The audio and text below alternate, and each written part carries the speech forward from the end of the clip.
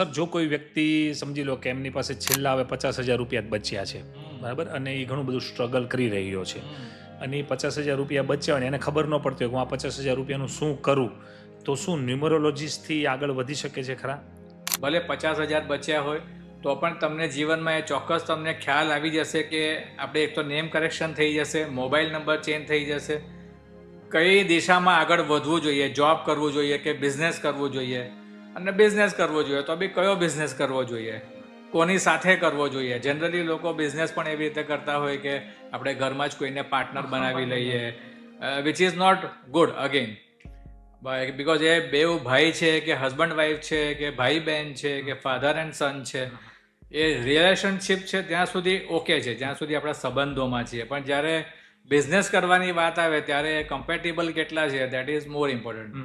તો ડેફિનેટલી અગર આપણી પાસે ભલે ઓછા પૈસા છે પણ એકવાર ડેફિનેટલી ચેક તો કરવું જ જોઈએ કે આપણે કઈ દિશામાં આગળ વધવું જોઈએ.